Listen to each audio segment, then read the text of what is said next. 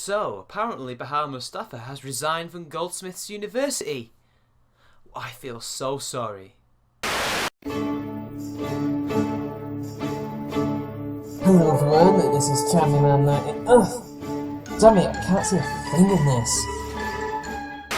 Yes, people, and in an unprecedented move, which should have happened at least about a year ago or something, Bahar Mustafa has finally resigned. Now, let's just have a recap. For those of you who don't know who Bahar Mustafa is, I'm going to just take you to Encyclopedia Dramatica to explain to you who Bahar Mustafa is and why she's kind of important in the battle for freedom of speech. And this is what they say. Bahar is a 27-year-old privileged girl who bangs on about anarchism and communism despite living a privileged, sheltered life. She majored in women's studies, gender studies. Feminists insisted the name be changed to make it look less like an obvious scam.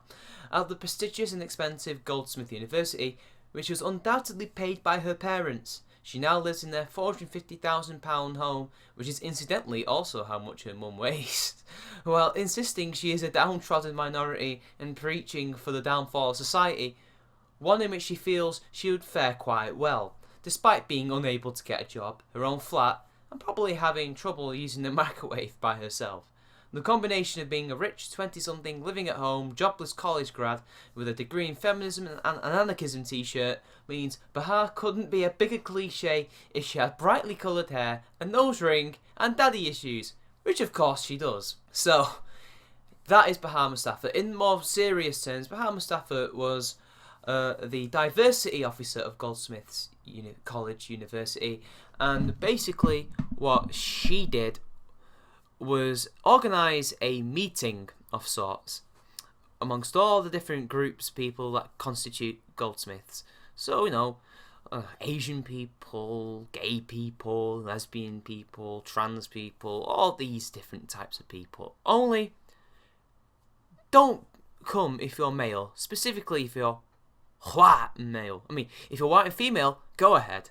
That's just fine by me. But if you're a male, specifically a white male, go away. You're not invited to my diversity meeting. Despite the fact that you're part of the overall diversity of the country and you make up 50% of the population, all men make 50%, not white men, but that's not getting to specifics here. You're not allowed. So yeah, a so-called diversity officer is banning people who should be there from attending because of their gender and their race. Yet she's apparently a diversity officer. And now this took a lot of flack on the internet, and then she had to basically write a speech defending her actions. And she also had a lot of internet, shall we say, activities where she tweeted under the hashtag kill all white men and kill all men.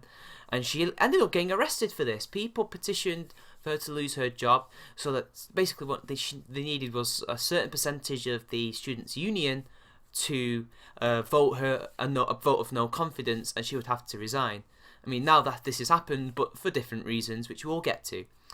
And she got arrested by Scotland Yard, but later released. And there was a hashtag called I Stand With Bahar, which was organised in many ways by people like me.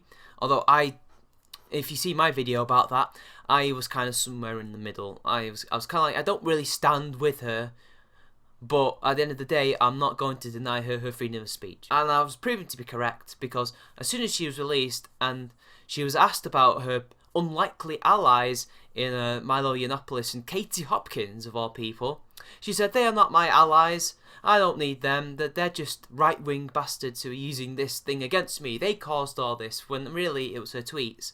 And under British law, that was grounds for, arrest.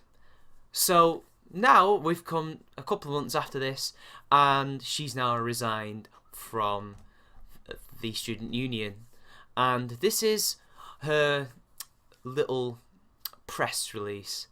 She says here, "There have been allegations of bullying and harassment made against me, which has been allegedly linked to the resignation of the SU president. I am committed to the independent investigation into the allegations and other allegations which have been made within the union. I am confident it will expose what has really been going and shed light on the structural issues which have led to the mental and physical breakdown of all sabbatical officers. It is with deepest regret and heartache that I will be announcing my resignation. So, somehow, apparently, there's been some kerfuffle going on within the student union of Goldsmiths, which is probably linked to her and maybe things that have been going on for far too long, and now it's all bubbling up to the surface, because this is what happens when you have social justice warriors ruling the roost. They're going to eventually run out of people to fight and will fight themselves, and they will bully each other, they will harass each other, they will also bully somebody else or harass somebody else because they're caught in the crossfires or they just don't like them anyway. And this is what is happening, and she's resigned because of this, because I don't want to say she did, but you don't resign if you did nothing wrong, if you know what I mean, people.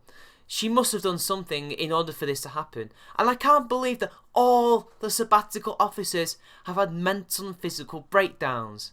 How the hell can Goldsmiths University have sabbatical officers who are such weak-willed and weak-minded? I'm not saying that all people who have mental and physical breakdowns are weak-minded, just that these people, they can't all have had one. That's an over-exaggeration. Now, it all just basically comes down to this. It's her entire saga, her entire story, all boils down to projection and hypocrisy at the end of the day. Like the classic social justice warrior thing. We see it time and time again. What they complain about and what they're fighting is literally just projection. They are as bad as their perceived enemies are. And I, for one, am glad that Goldsmiths University have finally seen the back of her. I think they need to get somebody in the job who isn't as much of a cunt and as much of a, just quite frankly, racist and sexist person as a diversity officer. They can and should do better, but I won't put it past them. I just won't put it past them. They didn't fire her. They didn't do anything. I don't know if they even supported her or not. I never actually heard Goldsmith say anything. And the fact that the student union president has resigned says a lot of things. So anyway, this is just a quick video about this because I'm currently doing another response video, and since I've seen this, I have to make a video. Until next time, people, I'll see you later.